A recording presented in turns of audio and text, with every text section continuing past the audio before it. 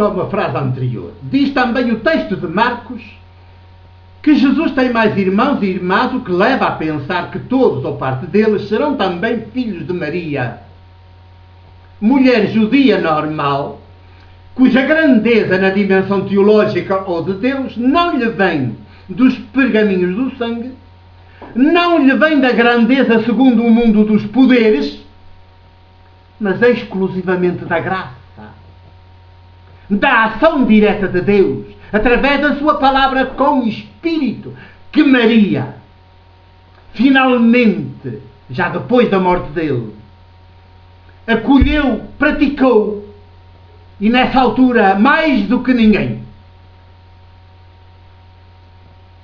porque tudo o que tinha até então sido resistência, depois passou a ser abertura total. Embora o Evangelho de Marcos nunca o chegue a dizer de forma explícita, o que também dá muito que pensar.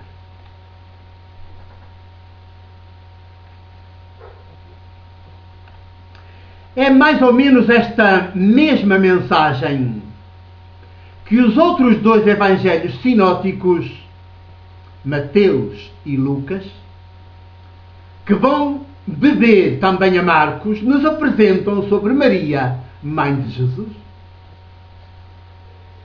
E é este ponto de partida que sempre havemos de considerar quando refletimos sobre ela. De resto, é o único digno dela, este ponto de partida.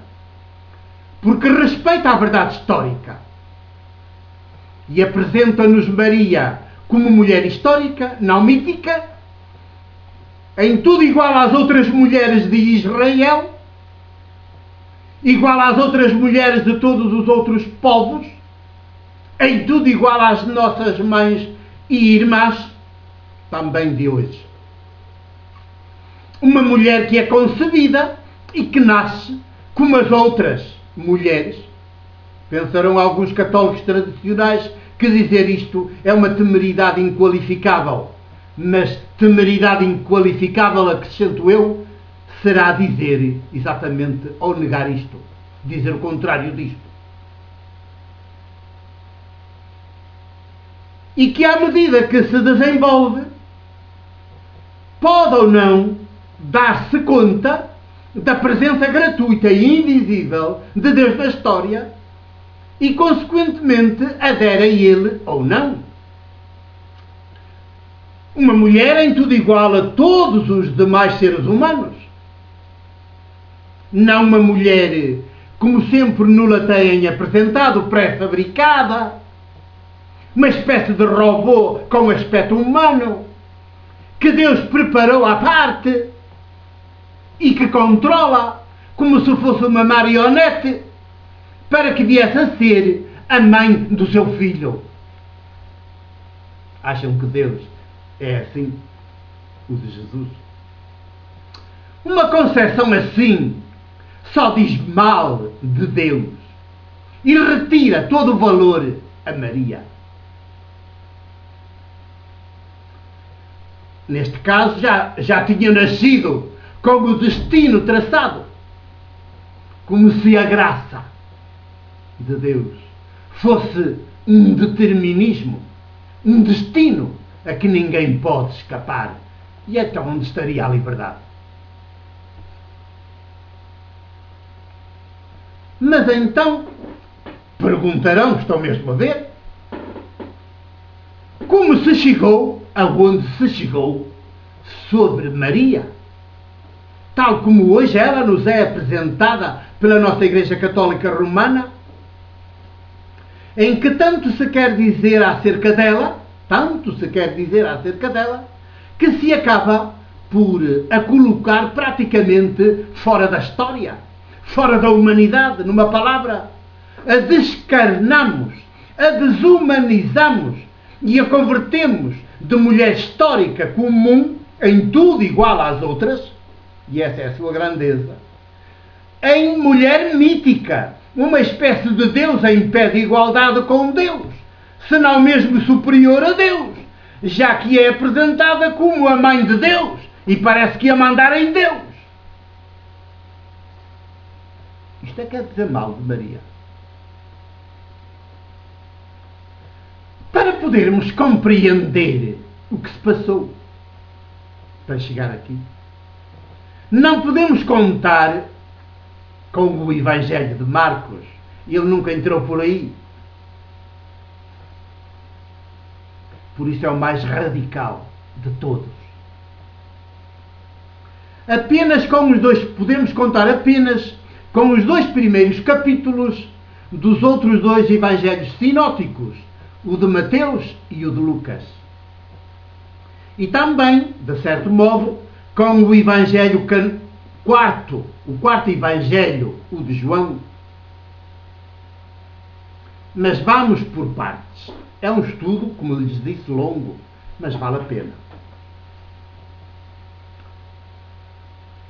Como sabemos, os evangelhos de Mateus e de Lucas, tal como os temos hoje nas nossas Bíblias, não se limitam como o de Marcos, que os precedeu no tempo, a testemunhar sobre Jesus já em plena idade adulta, totalmente entregue à missão. Não. Eles os dois fazem-se preceder de 2 capítulos conhecidos como Evangelhos da Infância. Por sinal, é uma designação muito de mau gosto. Nesses 2 capítulos, certos episódios são-nos contados. Cada evangelho conta os seus e praticamente nunca estão de acordo entre si, de tal modo que, se lermos um imediatamente a seguir ao outro, ficamos com a impressão de que ambos estão a falar de 2 personalidades distintas e não do mesmo Jesus. Se duvidam, façam a experiência. Leiam os 2 primeiros capítulos do Evangelho de Mateus e logo a seguir leiam os 2 primeiros capítulos do Evangelho de Lucas e vejam se há ali alguma coincidência nos episódios. Mateus e Lucas não têm culpa, mas a verdade é que, sem quererem, acabaram por ser os responsáveis por tudo o que se passou posteriormente e que levou à situação que temos hoje na nossa Igreja Católica Romana, ou seja, à situação de uma superinflação de Maria, que chega a causar calafrios teológicos e que tanto dificulta o movimento ecuménico de unidade das igrejas. Mas Mateus e Lucas, os autores dos Evangelhos de Mateus e Lucas, não têm culpa de que não tenhamos sabido ler, interpretar os seus relatos, nomeadamente a boa notícia de Deus revelada em Jesus, que eles nos querem dar testemunhar através destes 2 capítulos densamente teológicos e nada jornalísticos nem históricos. Os 2 primeiros capítulos de Mateus e de Lucas, densamente teológicos, nada jornalísticos e nada históricos. Ainda que os 2 capítulos possam conter alguns dados históricos, não são, de modo algum, relatos históricos. Não são obra de 2 historiadores, mas apenas relatos teológicos e, como tais, sempre devem ser lidos e interpretados. Qualquer outra interpretação fora deste contexto teológico é abusiva, é uma traição ao Espírito que está na palavra. Já prosseguiremos.